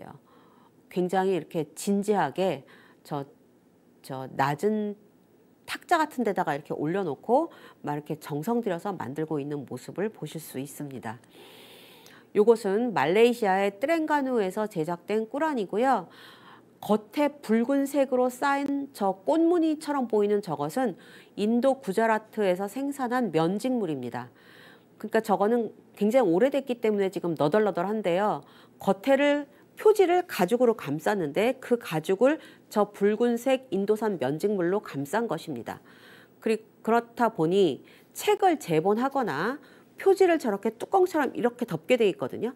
저렇게 덮게 만드는 그런 기술은 사실은 서아시아에서 개발한 건데 그거를 받아들여서 동남아시아에서도 이런 식으로 저 붉은색 저 꾸란을 만들게 되는 것입니다. 말레이시아 트렌가는 이쪽 그 중간쯤에 있는 데인데요. 그렇게 만든 것입니다. 그래서 이거를 보면 다양한 문물이 동남아시아에서 오고 갔기 때문에 그 결과물로서 이슬람 미술도 앞에 보시는 이것처럼 화려하고 막 너무 정교하고 막 이렇지는 않지만 나름대로 정성을 다해서 자신의 그 신앙을 불어넣어서 이렇게 공들여 만들었다는 것을 보실 수 있습니다. 원래 꾸란은 양피지에 쓰인 것이 가장 이른 시기의 거라고 추정을 하고 있어요. 이 양피지에 쓰인 꾸란은요, 양피지를 만들기 위해서는 먼저 양이 있어야겠죠. 네, 양을 키워야 됩니다. 그 중에서 어린 양을 잡아서 양 가죽을 물과 석회로 씻고 오랫동안 석회에 담가서 부드럽게 하고 털을 제거하고 앞뒤로 이렇게 매끈하게 만들어요. 그 다음에 틀에 이렇게 해가지고 평평하게 말립니다. 가죽이니까 오그라들 거잖아요. 그러니까 틀에다가 이렇게 맞춰서 빳빳하게 평평하게 말리고요. 그 다음에 잘 말려서 잉크가 그 사이사이에 잘 들어가도록 표면을 문지릅니다. 그런데 문제는 이 양피지에 쓴 꾸란은 온도가 일정하고 습도가 유지되어야 보관이 용이하다고 해요. 자, 양피지에 썼다 그러니까 또 뭐가 생각나시나요? 성서도 양피지에 썼습니다. 같은 지역에서 출발한 종교지만 그것을 문자 기록으로 남기는 방식도 비슷했던 거예요. 성서나 꾸란이나 다 양피지에 썼던 것들이 이른 시기에는 남아 있고요. 그 다음에 시대가 내려가면 이제 종이를 만드는 법을 얻어듣게 되면서 알게 되면서 종이에 쓰게 되는 거죠. 이것은 제가 말레이시아에서 찍은 꾸란입니다. 역시 파란색 부분 한가운데 네모난 부분 가장 중요하니까 그게 안쪽에 있는 거예요. 그 안에 이슬람 캘리그래피로 멋들어지게 썼고요. 주변은 그냥 장식이에요. 정말 신에 대한 열렬한 애정, 흠모, 신앙심 이런 것들이 그대로 드러나지 않나요?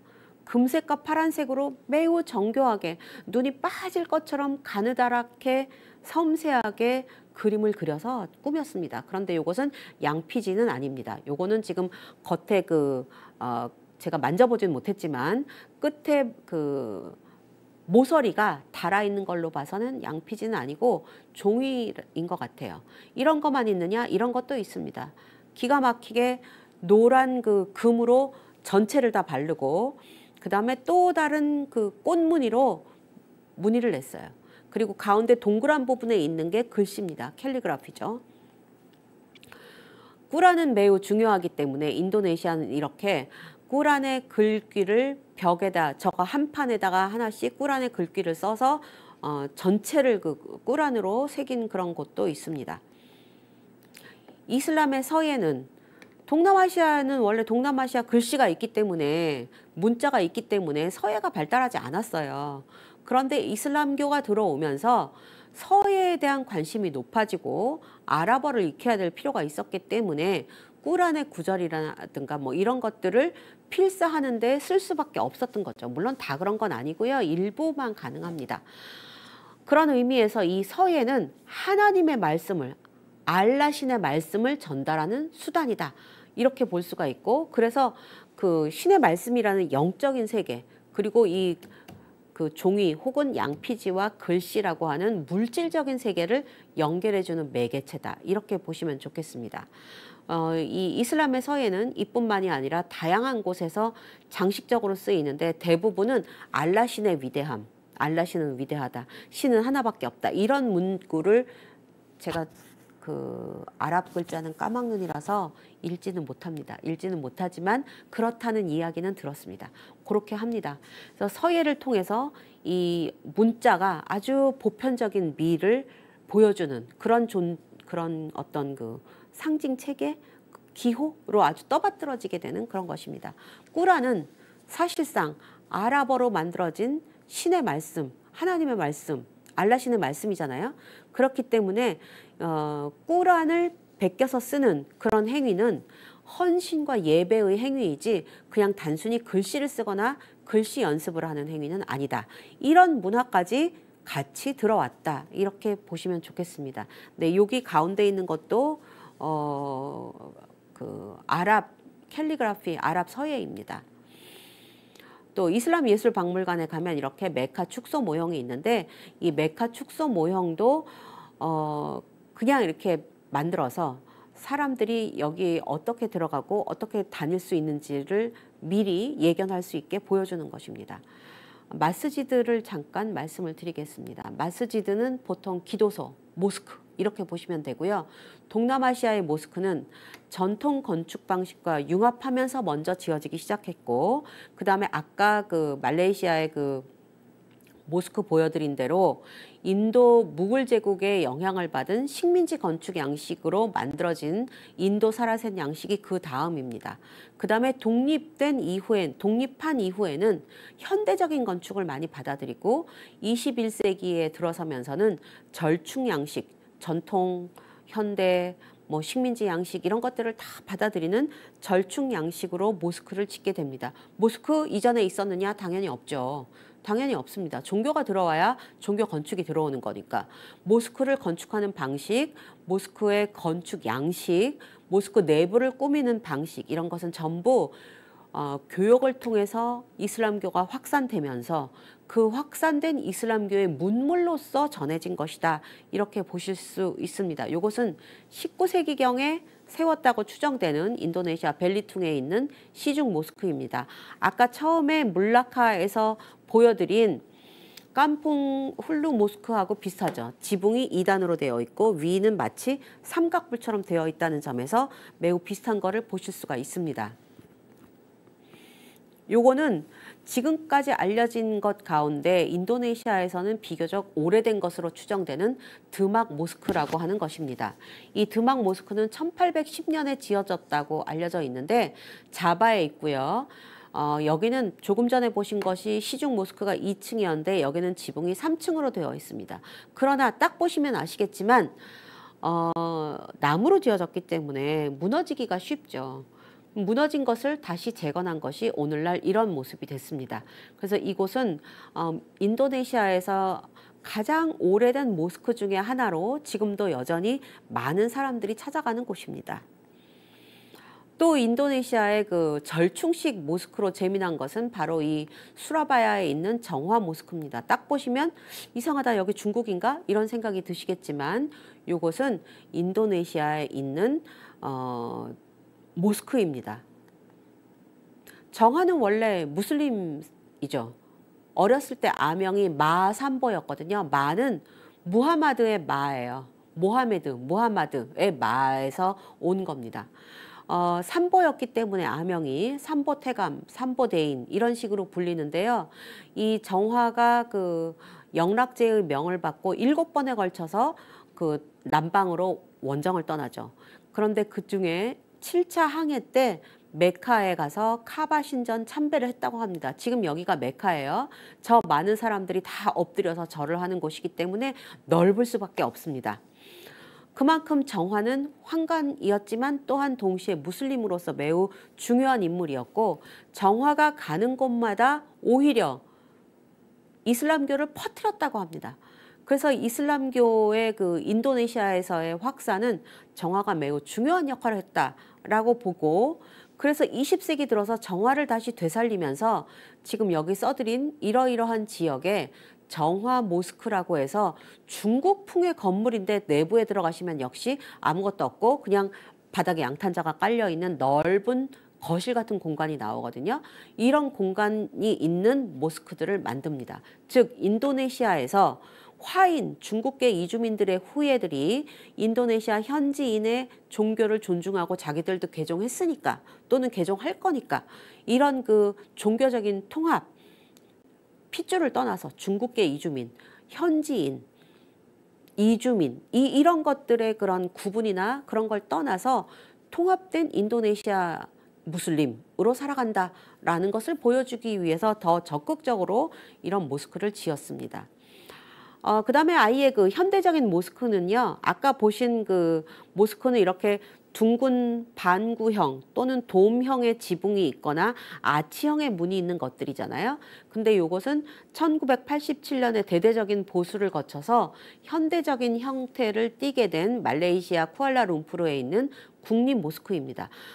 돔형 대신에 반구형 대신에 저렇게 마치 부채를 갖다가 펴놓은 것 같은 저런 모습의 지붕을 갖추고 있는 모스크로 만들었고, 저기도 들어가면 매우 넓습니다.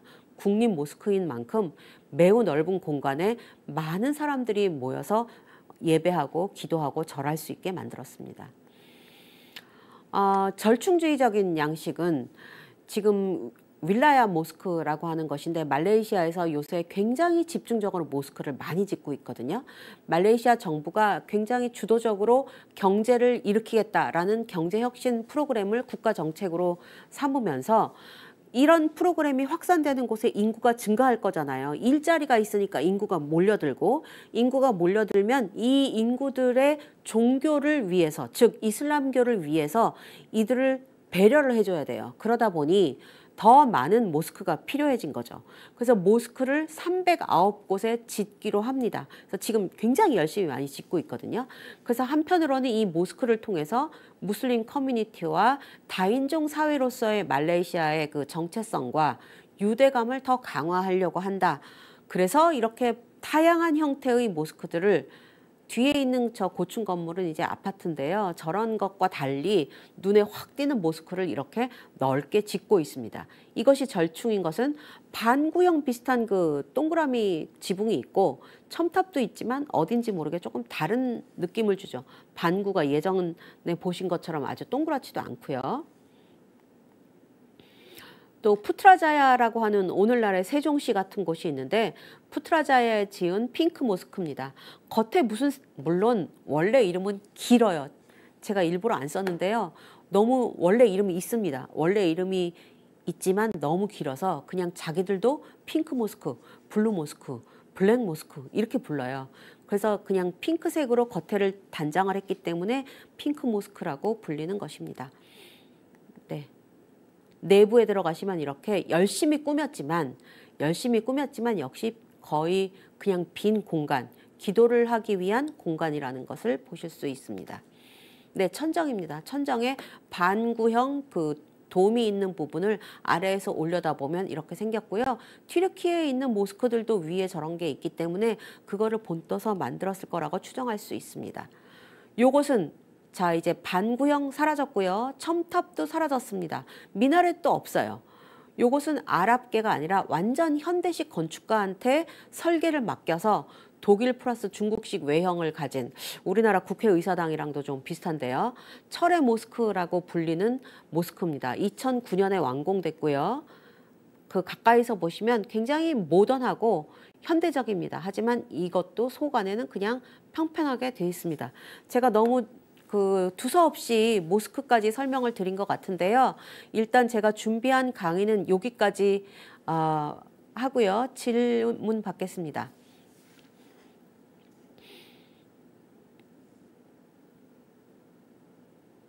네, 우선 동남아시아 일대 사람들은 첫 번째 어느 선생님께서 이슬람 종교나 문화의 어떤 점에서 매력을 느꼈을까요?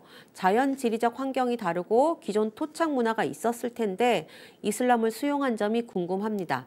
그러면서 동남아에서만 나타나는 이슬람 문화의 해석은 어떤 것이 있을지도 궁금합니다 하셨습니다. 네, 좋은 질문 감사합니다. 아까 제가 강의 중에 말씀을 드렸듯이 이슬람 종교나 문화의 어떤 딱 요것이 이슬람이야. 꾸란이 너무 재밌어. 꾸란 읽다 보니까 이런 의문이 생겼어. 뭐 이런 것 때문에 개종을 한 거라기보다는 교역을 하면서 아까 제가 짧게 말씀드렸지만 교역을 하면서 개종을 하면 세금을 면제해 준다든가 아니면 뭔가 인센티브를 준다든가 이런 것들이 많았기 때문에 적극적으로 본인이 개종을 하는 거예요. 우리가 흔히 편견을 갖고 있는 점들이 있는데 왜 저도 그랬거든요. 한 손에는 칼, 한 손에는 꾸란을 들고 와가지고 너 믿을래? 아니면 죽음을 택할래? 이런다. 이슬람교는 그런다 라고 했었거든요. 그래서 저도 그게 진짜인 줄 알았어요. 근데 보니까 그렇지는 않고 이슬람교 중에 물론 이제 칼을 든 쪽도 있겠죠. 칼을 든 쪽도 있고 뭐 테러를 하는 사람들도 있지만 훨씬 많은 이슬람 교도들은 온화하고 온건하고 선택하게 만드는 데 중점을 둔 것 같아요. 그래서 이러이러한 이점이 있다라고 해서 개종을 하게끔 유도를 하는 거죠. 유도라고 해서 그게 뭐 나쁜 뜻은 아니고 뭐 기독교가 전도하는 거하고 저는 크게 다르지는 않다고 생각을 했습니다. 그래서 그런 식으로 사람들이 스스로 자발적으로 이슬람교를 믿으니까 내가 조금 더 사실은 힘들죠. 하루에 5번 기도하는 거 힘들지만 저 사람들을 통해서 내가 교역을 확대할 수 있고 저 사람들의 네트워크를 통해서 구하기 어려운 물건을 구할 수 있고 이런 것들이 있으면서 자연스럽게 퍼졌다고 생각이 됩니다. 토착 문화도 있습니다. 토착 문화가 있기 때문에 이슬람 교도들을 이슬람교 중에서도 아까 그 수피라고 말씀을 드렸는데 수피 교단 쪽에서 토착 문화를 막 적극적으로 받아들이면서 그거를 용인하는 방향으로 이슬람교를 전파를 했습니다. 그래서 동남아 사람들이 그렇게 막 엄하게 굉장히 그 계율 샤리아 율법 이런 것을 많이 엄하게 지키는 것 같지는 않고요. 그 중에는 그런 사람도 있지만 아닌 사람도 있고 토착 문화를 여전히 중요하게 여기는 사람도 있는 것 같습니다. 동남아에서만 나타나는 이슬람 문화의 해석이라고 하시면 저는 조금 더 융통성 있게 해석하는 것이 동남아 이슬람의 특징이 아닌가 싶습니다. 그리고 어떤 면에서는 저는 좀 제가 봤을 때 가령 말레이시아 같은 경우에 저렇게 화려하게 모스크를 짓잖아요. 제가 보여드린 거는 굉장히 조금만 보여드린 거예요. 근데 말레이시아는 1990년대 이후에 엄청나게 많은 모스크를 짓고 있는데 모스크 외형을 보시면 아까 보신 대로 색깔을 굉장히 화려하게 넣잖아요. 그래서 멀리서도 눈에 띌 정도로 그렇게 화려하게 만듭니다. 그래서 화려하게 만든 모스크들을 보면서 사람들이 저기 모스크네 빨리 예배하러 가야지 라고 생각을 하겠죠. 눈에 띄게 만들어야 더 쉽게 찾아갈 수 있잖아요. 그래서 그런 것들이 이제 그 말레이시아적인 특징, 동남아시아적인 특징이라고 생각을 하고 또 그와 동시에 또 말레이시아 같은 경우에는 사실은 제가 생각할 때는 이슬람 문화권에 자기네들이 허브가 돼야 된다라는 생각이 조금 있는 것 같아요. 그래서 오히려 서아시아 사람들을 말레이시아로 관광 오게끔 불러들이기 위한 그런 방안들을 굉장히 많이 쓰고 있습니다. 그래서 그렇게 하다 보니 이 사람들, 서아시아 사람들도 와서 기도를 해야 되니까 모스크를 더 많이 지어야 되는 거죠. 이슬람 관광객을 많이 불러들이려면 모스크도 많이 지어야 되는 거예요. 그래서 모스크가 점점점 가는 곳마다 모스크를 보여주더라고요. 그래서 저는 그런 것이 좀 더 적극적이고 다가가는 이슬람이라고 할까요? 그런 점이 좀 더 특징이 아닌가 싶습니다. 저희가 갔을 때 저희 일행들한테 전부 한글로 된 꾸란을 줬어요. 굉장히 작은 책이지만 꾸란을 줘서 저도 앞부분을 좀 열심히 읽었는데 굉장히 뭐죠? 아브라함 나오는 구약선서랑 비슷한 점들이 많이 있더라고요. 네, 그다음에 이제 두 번째 질문 보겠습니다. 두 번째는 모스크는 대체로 흰색을 많이 쓰나요? 스페인 그라나다에서 본 모스크도 흰색이 많았던 것 같아요. 그러셨는데요. 흰색을 쓰는 경우도 있습니다. 흰색을 쓰는 경우도 많이 있어서 아까 보여드린 뭐 그 훌루나 끌링 모스크 같은 데 보이시는 그 첨탑, 미나렛 같은 거는 하얀색으로 칠을 했고요. 그 다음에 제가 빼낭에서 본 모스크도 역시 흰색으로 칠을 했어요. 흰색으로 칠하면 왠지 조금 더 이렇게 청결한 느낌이 들고 그 신이 좋아하는 그런 그 순수하고 순결한 그런 느낌이 들기 때문에 흰색을 썼는데, 말레이시아 같은 경우에는 특히 쿠알라룸푸르와 아까 말씀드린 푸트라자야 같은 곳에 새로 짓는 모스크들은 굉장히 화려하게 짓더라고요. 거기는 화려하게 지어서 누구나 봐도 야, 저기가 신의 궁전이구나, 신을 만나러 저기 가야겠구나, 이런 생각을 하기가 좀 쉬울 것 같습니다. 궁전에 창문이 없어 보이는데 그 이유가 궁금합니다. 글쎄요, 창문이 있기는 있는데 아마 제가 보여드린 사진에 없었던 것 같아요. 그렇다고 해서 창문이 많지는 않습니다. 창문이 많지 않은 거는 이제 다양한 이유가 있겠는데, 벌레라든가 새라든가 뱀이 기어 들어올 수 있기 때문에 아마 창문을 조금 덜 만든 것 같고요. 지금은 저 술탄의 궁전이 거의 관광객에게 개방을 하고 있기 때문에 여러 가지 위험 요소가 있어서 창문을 만들지 않았던 것 같습니다. 있어도 아마 막아놨을 가능성이 높아요. 그리고 그 안에 들어가면 날이 덥기 때문에 에어컨을 틀거든요. 근데 에어컨 냉기가 새어나가지 않도록 창문을 더 단단하게 막아서 아마 얼핏 보시기에 창문이 없게 느껴지셨을 것 같습니다. 우리나라에 이슬람이 전래된 사례가 있을까요? 라고 질문을 주셨습니다. 우리나라에 이슬람이 전래가 되기는 했었을 것 같아요. 그러나 증거는 없고 추정만 남아있는 형편이고요. 그 추정도 뭐 가령 예를 들어서 뭐 신라의 통일신라 때에 무슬림이 들어왔을 거다라고 추정을 하고, 그 인물상 예를 들어서 원성왕릉에 있는 호인상이라든가 이런 것들이 아마도 그 무슬림이 들어온 흔적이 아니냐라고 추정을 하시기는 합니다. 그런데 그거는 이제 근거가 지금 좀 더 명확하지 않은 상황이고요. 그 외에 고려 시대에는 확실하게 무슬림들이 들어는 왔습니다. 무슬림들이 들어왔기 때문에 무슬림들을 이슬람교를 회교라고 하잖아요. 그래서 고려사의 기록 같은 데는 회교도 이야기들이 많이 나옵니다. 회교도 생목인, 눈에 색깔이 있는 사람을 생목인이라고 하죠. 생목인 이야기도 나오고 회교도 이야기도 나오고, 고려가요 중에 쌍화점 같은 거 들어보셨을까요? 고려가요에 있는 쌍화점이라는 그 노래 가사 중에는 쌍화를 사러 갔는데, 쌍화가 이제 만두 같은 거예요. 만두 같은 거를 사러 갔는데 회회아비가 내 손목을 잡아 끌더라, 이런 구절이 있거든요. 회회아비는 역시 이슬람입니다. 그런데 이때의 이슬람이 아랍에서 온 이슬람인지 혹은 인도 동남아에서 온 이슬람인지 이거는 확실하지 않고요. 그냥 회라는 것만으로 통칭이 된 거기 때문에 어디서 왔는지는 알 수가 없습니다. 또한 회교라고 해서 지금 질문 주신 거는 이슬람교가 전래된 거를 물어보시는 거잖아요. 근데 이슬람교가 전래된 것과 이슬람교도가 온 것은 다른 문제죠. 그래서 우리나라 사람 중에 이슬람교를 믿은 사람이 있었나, 고려 조선 시대에, 저는 그거에 대해서는 약간 부정적으로 생각을 합니다. 오히려 그 더 많은 사람들이 유교와 불교를 믿었기 때문에 이슬람교도가 들어왔다고 하더라도 그 신앙을 계속 유지하거나 간직하기는 어렵지 않았을까, 뭐 이 정도로 생각을 하고 있습니다. 혹시 또 질문 있으실까요? 그러면 오늘 장시간 동안 두서없는 강의를 들어주셔서 대단히 감사하고요. 앞으로도 이어질 강의 즐겁게 들어주시기 바랍니다. 오늘 이것으로 교역으로 본 이슬람 문물의 확산이라는 강의를 마치도록 하겠습니다. 감사합니다.